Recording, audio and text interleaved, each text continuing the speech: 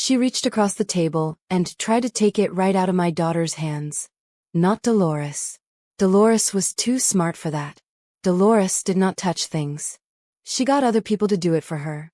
It was Cassidy, her precious Cassidy, who lunged across the tablecloth with both arms stretched out, fingers grabbing, completely unbothered by the fact that my daughter was still holding the laptop. And when Priya pulled it back against her chest and looked up with those wide eyes, the whole table went still. That was when Dolores put down her fork. She folded her hands in her lap. She tilted her head. And she smiled. That particular smile she had. The one she wore right before she said something that would take me 3 days to fully process.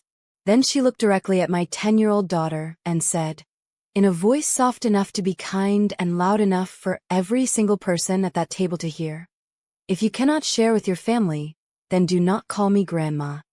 Nobody moved. I mean that literally. The man next to Brennan's Aunt Vera stopped chewing. Chester, my father-in-law, slowly set his glass down on the tablecloth instead of the coaster, and the small wet ring it left behind was the only sound in the room. I looked at Priya's face. I watched something happen behind her eyes that I do not have the right word for. It was not anger. It was not even full sadness yet. It was the look of a child who just discovered that a door she thought was permanently open had a lock on it, and that someone had just turned the key. Her chin trembled once. Her lips pressed together. And then she looked back down at her laptop and whispered, barely above a breath, "But it is mine." That tiny sentence. That small, plain, completely accurate sentence. I was already out of my chair. But Brennan got there first. My husband stood up from his seat slowly, the way a man stands when he has made a decision, and there is no version of the next few minutes where he sits back down. He did not raise his voice. He did not knock anything over. He simply stood up, looked at his mother, and said, "No grown woman threatens a child into surrendering what she earned. Not in this room. Not anywhere." Dolores stared at him, and I watched the smile leave her face for the first time all evening. Let me back up. Because this story did not begin at that dinner table, and it will not make full sense unless you understand what was already sitting in that room before anyone said a word. My name is Lorraine. I've been married to Brennan for 9 years. We live in Columbus, Ohio, in a house we bought together the year after Priya was born. Brennan is a physical therapist. I am a cardiac nurse. We are not wealthy people, but we are careful and we work hard, and every single thing in our home got there through intention. Brennan's family is from the west side of the city. His parents, Chester and Dolores, his younger sister Nadia, and Nadia's daughter Cassidy, who is 10 years old, same as Priya, and who has been, since the day she was born, the undisputed sun around which the entire Hargrove family orbits. I did not see it clearly at first. I want to be honest about that. When Brennan and I started dating, I thought Dolores was warm. She called me sweetheart. She hugged me at the door. She sent me home with containers of food every Sunday. It was not until after Priya was born that I started to feel the shape of something underneath all that warmth, something I could not quite name but could absolutely feel. If you're still listening, drop where you're watching from in the comments. And if you're new here, subscribe so you don't miss the next story. The gifts were the first sign. Priya's first birthday. A sweet little board book set and a jumper from a discount store. Cassidy's first birthday, which came 3 months later. A customized keepsake box, a monogrammed blanket, a photo portrait session that Dolores paid for herself, and a handmade album with the words, "Grandma's Heart," embossed on the cover in gold. I told myself I was being sensitive. I told myself proximity explained it. Nadia lived 20 minutes from Dolores, and we lived 45. I told myself a lot of things in those early years. But then Priya started noticing. Children always notice before they have words for what they are seeing. Priya was 6 the first time she asked me why Cassidy got to sit in Grandma Dolores's lap during family photos, and she had to stand on the side. I told her the photo had good light on that side. I do not think she believed me. She was 6, not 2. By the time Priya was 8, I had a private, unspoken list of moments that had settled inside me like splinters. The time Dolores took Cassidy to a children's theater performance and texted me afterward to say it had been a last-minute thing and she had not had time to call. The time she described Cassidy to a neighbor as my granddaughter and introduced Priya as Brennan's daughter Priya. I remember standing in that driveway turning those two phrases over in my mind. My granddaughter, Brennan's daughter. As if Priya belonged only to Brennan and not to the family. As if she had to prove some kind of bloodline I was apparently responsible for diluting. I brought it up to Brennan once. Just once. He went quiet for a long time, and then he said, "My mother has always been like that with Nadia." And I heard what he was really saying, which was, "This is old. This is built in. This is not something I know how to fight. I let it go. I should not have let it go." Now let me tell you about the laptop. Because the laptop is not the point, and also the laptop is entirely the point. That spring, Priya's school announced a district-wide essay competition. The theme was technology and human connection. First prize was a $500 educational stipend from a local foundation. The competition was technically for 4th and 5th graders. Priya was in 3rd grade, but her teacher, a woman named Ms. Adeyemi, who I will be grateful for as long as I live, went to the principal and fought to have Priya's application accepted as a special submission based on her writing portfolio. Priya did not know any of that. She just knew she wanted to enter. She sat at the kitchen table for 6 consecutive evenings working on that essay. She wrote about a boy in her class named Theo who had a speech processing delay and who sometimes went whole school days without being understood by anyone. Not his teachers, not the other kids. Not even the lunch monitors who were just trying to ask him what kind of juice he wanted. She wrote about what it would mean to build technology that could translate the gap between what a person meant and what a world was prepared to hear. She wrote about Theo the way you write about someone you love. Carefully, without pity, with full attention. She revised it 4 times. She read it to me out loud twice. The second time she read it, I had to look out the window because I did not want her to see my face. She won. Not just first place at her school. First place in the entire district. At 9 years old, the foundation awarded her the $500 stipend in a small ceremony at the school library. The principal shook her hand. Ms. Adeyemi cried. Priya stood at the podium in the dress she had picked out herself, dark green, because it was her favorite color, and said thank you into a microphone that was 6 inches too tall for her, and she said it without shaking. Brennan and I matched the stipend from our own savings, and together we took her to the store and let her pick the MacBook Air she had been quietly researching for 3 months. She had a printed comparison sheet in her jacket pocket. A 9-year-old. With a printed comparison sheet. When we got home and she opened the box, she stood in the living room holding it with both hands and said, "Is this actually mine?" And Brennan said, "Every single bit of it." She named it. She actually named it. She called it Theo, after the boy in her essay.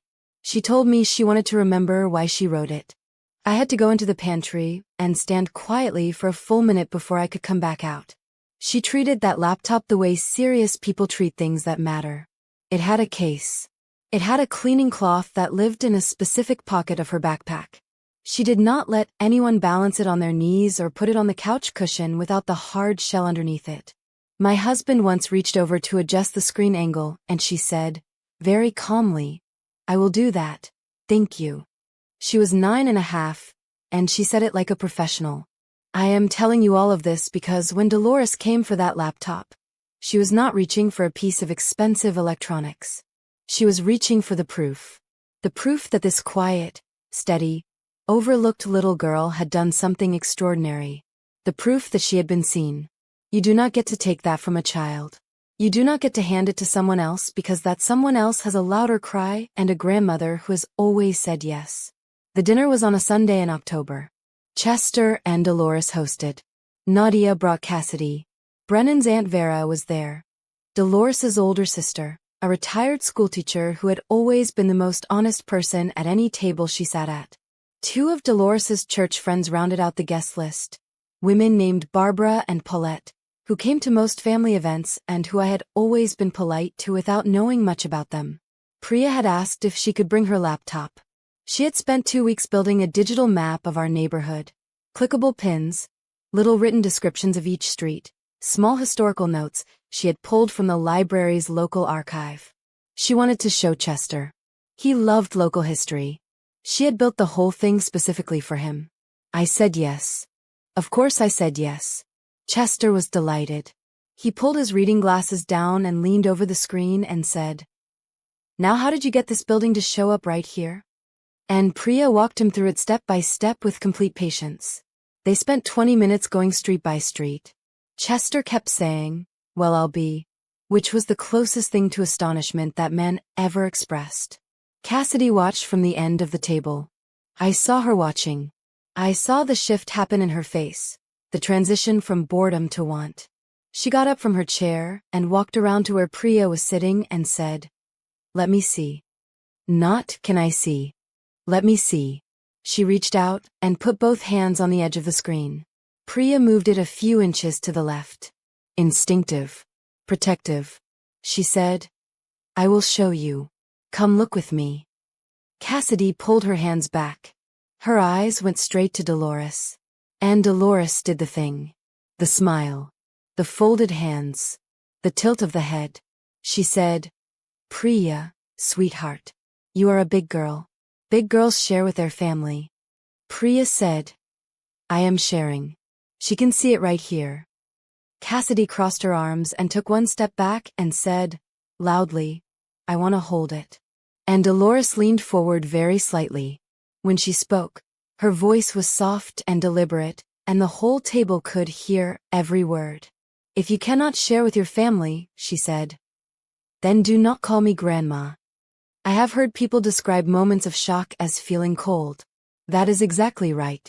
I felt cold from my shoulders to my hands. I felt the chair under me like something I was gripping." Priya did not move. She sat very still with the laptop against her chest, and she looked at her grandmother with an expression I had never seen on her face before. Not hurt, not anger, but a kind of clear, measuring stillness, like she was filing something away. Then she looked down at the table and said, so quietly it barely reached me, "But it is mine." The room was so silent I could hear the wax dripping from the candles in the centerpiece. Then Dolores said, "And family comes before things, sweetheart." That was the word that got me. Sweetheart. She was still using it. She had just threatened my child's access to her love, and she was still calling her sweetheart. I pushed my chair back. Brennan stood first. He stood up slowly, the way a man stands when he has been quiet for too long about too many things and has finally located the exact moment to stop. He was not shaking. His voice, when he spoke, was completely even. That was the part that silenced the room faster than any shouting could have. "Mom," he said. Dolores looked up at him with the expression she used when she expected to be agreed with. "No grown adult blackmails a child into giving up what she earned," he said. "That laptop belongs to Priya. She won it. We bought it. Nobody at this table is entitled to it." Dolores made a small sound. "I was simply teaching her about being generous with family." "You do not teach generosity by threatening a 10-year-old, Brennan said. "You do not get to use your grandmother's status as leverage. That is not how love works." Dolores turned to Chester. Chester was studying the tablecloth. "Brennan, you are embarrassing me," she said. "You told your granddaughter not to call you grandma because she would not hand over her laptop," Brennan said. "At a dinner table, in front of guests. That is what happened here." "I was making a point about." "You made your point," Brennan said. "Now I am making mine. Priya, get your things." Priya was already closing the laptop. She did it quietly, with both hands, pressing the screen down until it clicked. Then she picked up her backpack from beside her chair, slipped the laptop inside it, and stood up. She did not look at Cassidy. She did not look at Dolores. She looked at Chester for just a moment, and Chester looked back at her with an expression I can only describe as grief. And then she walked to the hallway to put on her shoes. We were in the car in 4 minutes. For the first mile nobody spoke. Then Priya said, from the back seat, "Did I do something wrong?" I turned around in my seat. I looked at her straight. I said, "Not one single thing." What happened in that room was not about you. She said. Then why did she say it? I said, because some people treat love like a transaction. Like it is something they give out and can take back whenever they want. That is not real love. That is control. She thought about that for a moment. Then she said, is she still my grandmother? Brennan spoke before I could. He said, she is my mother. What she is to you is something you get to decide for yourself. Nobody gets to make that choice but you. Priya nodded slowly and turned to look out the window. I reached over and put my hand on Brennan's arm. He covered it with his hand without taking his eyes off the road. That night, after Priya was in bed, Brennan sat across from me at the kitchen table and told me things he had been carrying for weeks. His mother had called him at work 3 weeks before the dinner. She had told him that Cassidy needed a laptop for school, that her school required one, that Nadia was stretched thin financially and could not manage it right now, that Brennan had always been the dependable one, that she knew he would understand. Brennan had told her he would look into it. He called Nadia's school the next day. The school had a device lending program. Any student who needed a laptop for the semester could borrow one at no cost. Nadia had never applied. When Brennan told Dolores this, she went silent, and then changed the subject to Cassidy's upcoming birthday. He told her no. Not meanly. Just no. He said, I looked into it, and there are options through the school. I think that is the right path. And she had hung up the call faster than usual, and he had known. He told me this part quietly. Looking at the table, he had known something was coming. He just had not known it would involve Priya sitting at a dinner table being told not to call her grandmother grandma. I stared at him. I said, she planned it. He said, she thought if she put Priya on the spot publicly, the social pressure would do what I would not. I said, that woman did not host a dinner. She staged an ambush with a tablecloth and candles. He looked up at me, and for just a moment, he almost smiled. Then the weight came back into his face and he said, I should have told you sooner. I am sorry. I said, you handled it. He said, I should have handled it before she got near Priya. That was the conversation that mattered most to me out of all of them. Not because he was apologizing. Because he was done making excuses for his mother. And I could see in his face that he understood something he had not been ready to understand before. He had been sending his parents money every few months for years. Not large amounts, a few hundred here, something to help with a bill there, but consistently, reliably, the way you service a relationship you are afraid to lose. He told me that night that he was going to stop. Not as punishment. Just because he was no longer willing to fund comfort for someone who had threatened his daughter's sense of being loved. I said, that is your decision to make. He said, it is our decision. I said, then yes. What we found out in the days after the dinner built the full picture in a way I was not entirely prepared for. Dolores had already been on the phone. Multiple calls, multiple relatives, her version of events traveling ahead of the truth like a brush fire. She told people that Priya had been rude and possessive. She told them I was raising Priya to be selfish, and that it was starting to show. She told Nadia that Brennan had changed since he married me, and that the family was being broken apart over a piece of technology. She told her church friends that she had simply tried to teach her grandchild a lesson about generosity and been turned into a villain for it. I know all of this because of Vera. Vera called me 4 days after the dinner. She said she had spent those 4 days deciding whether to say anything. Then she said, I was a teacher for 31 years. I have watched adults speak to children in ways that left marks. What my sister said to that little girl was one of the clearest examples of emotional manipulation I have seen in a family setting.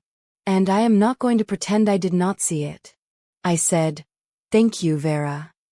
She said, there is something else. She paused. Dolores told Cassidy before the dinner that she was getting the laptop. I let that land. Vera said, not that she was going to try to get it. That she was going to get it. Cassidy came into that dinner believing the laptop was already hers. That is why she reached for it.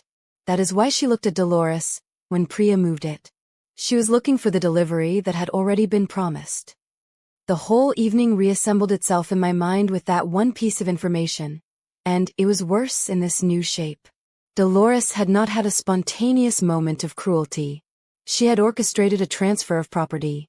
She had made a promise to one grandchild using something that belonged to the other. Without asking, without warning, without any recognition that Priya was a person with rights in the situation. Vera also told me that one of the women at the table, Barbara, the quieter of the two church friends, had taken out her phone during the confrontation.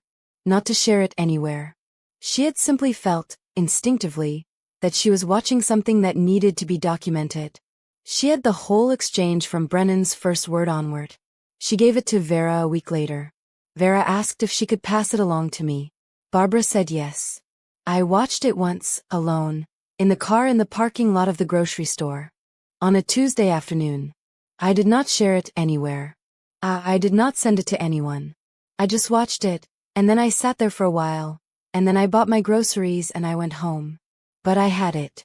Brennan and I made 3 decisions in the weeks that followed, sitting at that same kitchen table, talking quietly after Priya was asleep. The first was that Priya would not be placed in situations where she was expected to perform normalcy with someone who had publicly threatened her. She would not be required to attend Dolores's gatherings.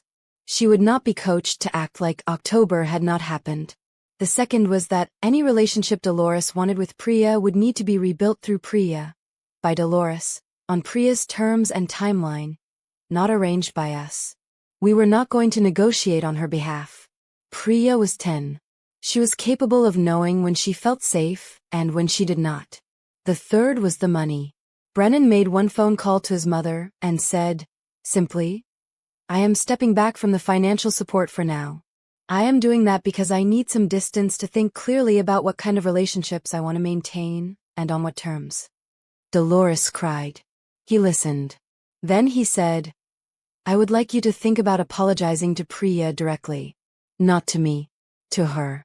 And until that happens, I need you to give us some space. He ended the call gently. The consequence came in December. Vera hosted a holiday gathering. The first time in years she had hosted instead of Dolores, which was already a signal to anyone paying attention. Dolores came. And within the first 20 minutes, she was telling her version of October to a cluster of relatives who had not been at the dinner. Her voice carrying that practiced wounded tone, calling Priya difficult, calling the situation a misunderstanding that had been completely blown out of proportion. She was mid-sentence when Gordon spoke. Gordon was Vera's husband, a retired postal worker, a man who, in the entire time I had known him, had never once inserted himself into family conversation uninvited. He was sitting in his armchair across the room, and he looked up from whatever he was reading, and he said, in a completely ordinary voice, Dolores, I have been hearing your version of the story for 2 months. I have also seen the other version. A grandmother who holds her grandmother title over a child's head to get electronics does not get to call it a lesson. What she taught that child is that being loved by her comes with conditions. And a child should never have to learn that from a grandmother. He looked back down at what he was reading. Dolores opened her mouth. Then she closed it. She left the gathering 40 minutes later, citing a headache. 3 people in that room texted me that evening to say they had been there and that Gordon had said exactly what they had been thinking for weeks. Priya did not know about any of that. She was home that night, at her desk, working on her application to a summer writing program at the regional university. She had been quietly preparing her personal statement for 2 weeks, and she had not told us until she was almost finished, which was pure Priya. She never announced things until she had done most of the work. She got in. When the acceptance letter arrived, I printed it and put it on the refrigerator with a magnet shaped like a small sun. Priya stood in front of it for a long moment. Then she said, Can I call Grandpa Chester? Chester had reached out to us in November, not through Dolores, on his own, separately, to tell Priya he was proud of her and sorry for the way the dinner had gone. She had not spoken to him since, and she had been deciding whether she wanted to. She called him. He answered on the second ring. She said, Grandpa, I got into the writing program. And Chester said, in a voice that broke slightly at the edges, Of course you did, sweetheart. Of course you did. She told him the details with complete calm. He asked questions. She answered them. At the end of the call she said, "Maybe you can come to the open house." He said, "I would not miss it for anything." She said, "Okay." She hung up, set the phone on the counter, and went back to her room. Brennan was standing in the hallway. He looked at me. I looked at him. Neither of us said anything. Dolores sent a birthday card in February. It was a nice card. Nicer than anything she had sent before, actually, with a handwritten note inside that ran to 3 paragraphs. Priya read it alone in her room. She came out, set it on the kitchen table, and said, "I am not ready to see her yet." I said, "Okay." She said, "Maybe someday." I said, "There is no rush." She nodded and picked the card back up and went back to her room. I do not know if she kept it. I did not ask. What I think about now, when all of it is laid out, is what Dolores thought she was doing that Sunday in October. She thought she was running a play she had run before. The soft pressure, the public moment, the quiet assumption that people in her family would rearrange themselves rather than make a scene. She had run that play on Brennan his whole childhood. She had run it on Nadia. She had run it on Chester for 40 years. Everyone always folded. Everyone always found a way to make her comfortable rather than make her accountable. She did not understand that something had changed. She did not understand that the quiet man who had been folding his whole life had a daughter now, and watching someone aim that particular weapon at his daughter was the thing that finally made him stand up. She did not understand that the quiet child at the table had been paying attention for years, filing things away in that careful, watchful way she had, and that when the moment came, she did not crumble. She held her laptop against her chest, and she said the truest thing in the room. "It is mine. I earned it. It belongs to me." And she was right. She was completely right. And the whole room knew it. The MacBook is still on Priya's desk. She uses it every day. Theo, she still calls it. She is currently 11 years old, and she is working on a short story collection about a girl who discovers she can hear what buildings are thinking. It is strange and specific and completely her, and I have read 3 of the drafts, and every single one of them has made me put the pages down for a moment and look at the ceiling. Some people go through life waiting for the loud, dramatic victory. The confrontation where everyone gasps and the villain gets what they deserve in front of an audience. I understand the appeal of that story. It is satisfying. It has a clean shape. But this is what real victory looks like in my experience. It looks like a child who knows her worth. It looks like a husband who found out what he was made of. It looks like a table of people who stayed quiet for decades finally hearing someone say an honest thing out loud and deciding, one by one, to stop pretending. It looks like a little girl in a green dress holding a microphone that was too tall for her, saying thank you without shaking. It looks like Theo, sitting on a desk, doing exactly what it was always meant to do. Dolores thought she was teaching my daughter that love had a price. What she actually taught her was something she will carry a long time. That the people who love you for real do not charge you for it. And the ones who do are simply telling you, in the clearest possible language, exactly who they are. Priya heard her. She filed it away. And she moved on. Thank you for listening. Not everyone stays until the end, but you did. And I do not take that lightly.